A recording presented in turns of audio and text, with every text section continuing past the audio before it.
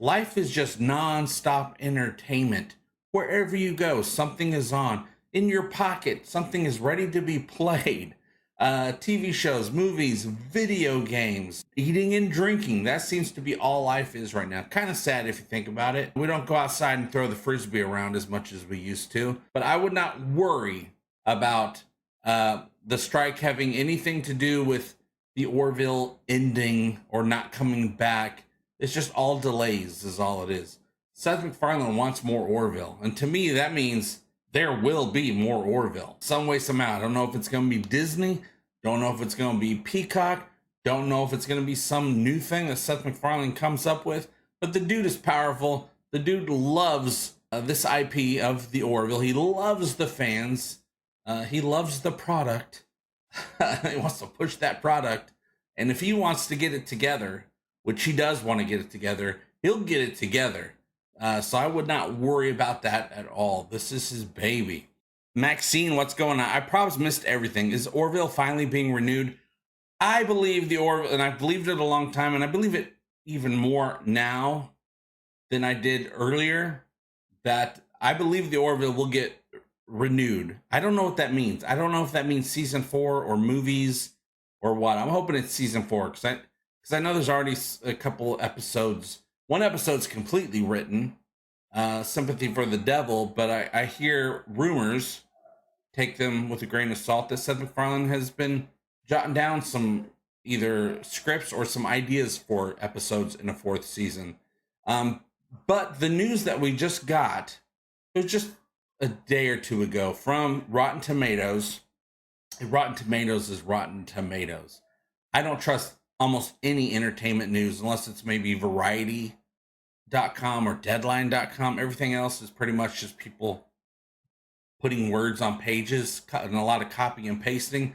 Rotten Tomatoes came out with an article the other day telling us the shows that were renewed and the shows that were canceled for 2023. First off, let me say, there will be no new Orville in 2023. I don't care what anybody says.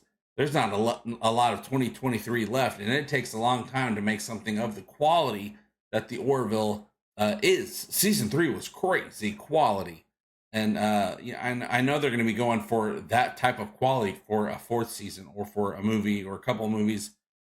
I always say a couple movies because I know they've said a couple movies years ago. You got to take Rotten Tomato or any entertainment news with a grain of salt.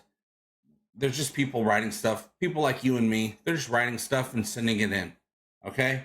Rotten Tomato says that the Orville is renewed. But we Orvillians pressed the writer of that article and said, can you clarify what does all of this mean in the article?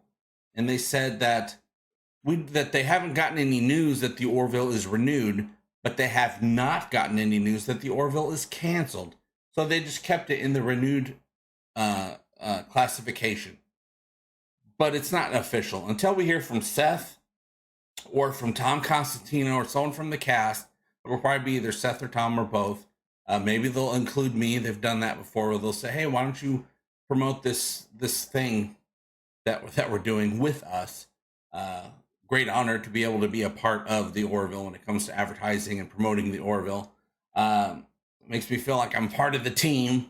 Until one of us three say something about it officially being renewed, it is not officially renewed.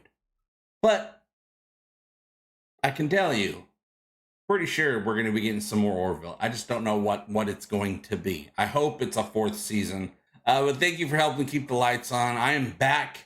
We're going full Orville again because I really feel that the Orville's coming back, but I think it's going to be at least a year or two before we get a new season of the Orville. But it's going to be my job, this channel's job, and our job as the core fandom of this universe to keep the excitement going, to keep the hype going, to keep people that have not yet watched the Orville, introduce them to the Orville. I see it every day.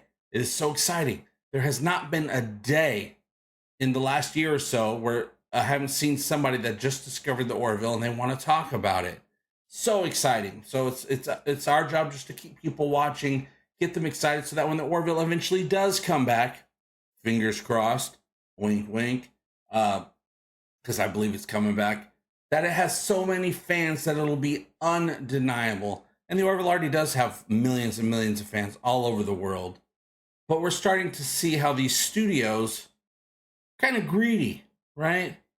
They want everything that they put out to be the biggest thing, making the most amount of money. And if it doesn't, they cancel it, they get rid of it, and they go on to another thing to try to make $1 billion. The Orville did very well for season 3 on Disney, on Hulu, but I don't think at the time the original numbers weren't like the biggest thing in the world. It wasn't like a dragon show. Dragon shows are always going to get the biggest audience, right?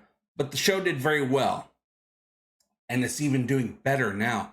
As of today, the Orville is still, it has been number 8 of most requested shows on Hulu for the last 8 days straight. And all the days before that, for the last year, it's been, you know, number 8 and before, number 8, number 5, number 2. I didn't start keeping track of it. Maybe it was number 1 at some point, probably towards the beginning. That I don't know. I didn't look at the time. But the Orville's been doing very, very well. And we are here to talk about it, to celebrate it, and to see whatever else comes up in our minds. Like, for instance, the strike. We got the writers on strike. We have actors on strike. And they are both saying these studios, these streamers, the big issue is with the streamers. Because the streaming services came along and they changed all the rules. But these contracts for writers and actors, they're part of a contract that came out decades ago. And now the whole game, the whole how to make a TV show, how to make a movie has changed thanks to streaming. And the work that they're doing does not reflect what they're getting paid, does not reflect what they're supposed to get paid in their contracts that were written back when, you know, there was just network TV, a little bit of cable TV. They didn't have all these streamers. So now people are watching a show millions of times altogether, and there's no residuals at all. Whereas if they were watching reruns of a TV show on network or cable, the actors are getting a little piece from all the different reruns, as we used to call them, before it was called binge watching. They're not getting paid anything. And all shows, as you've noticed, and a lot of you have complained about, most shows, the entire season is 6-10 episodes, whereas they used to be minimum 22 episodes back in the day, sometimes up to 28-30 episodes. So these actors, these writers, they were getting work almost throughout the entire year. Now they're only getting a few weeks of work per show.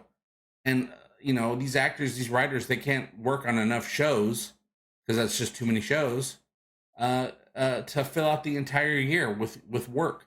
So a lot of these actors, faces that you recognize, they're not living the lives that you think they are. They're doing well for the few weeks that, or a couple months that they're working, and then the rest of the year it's a complete struggle to pay the rent, to put food on the table. It's crazy. It didn't used to be that way. And so they're sick of it. And they're like, hey, you guys, you execs are giving yourselves millions upon millions of dollars of bonuses. How about you spread some of that, just 2% of that, around to the actors and to the writers? That's all it would take, is 2% of what execs make would cover everything, and everybody would be happy. Get your own copy, Audible copy of Sympathy for the Devil, read by Bruce Boxleitner, who of course plays the president of the union in season 3. We'd love to see Bruce Boxleitner in season 4 of the Orville. But you guys, I gotta get going. I got a kid over here playing video games, just yelling his you-know-what off at the other players.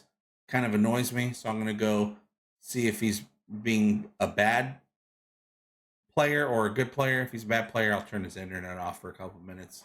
I'll have to reset the game. I'm a stinker. I'll see you guys very soon, and remember, we all do better when we all do better. Love you, bye-bye.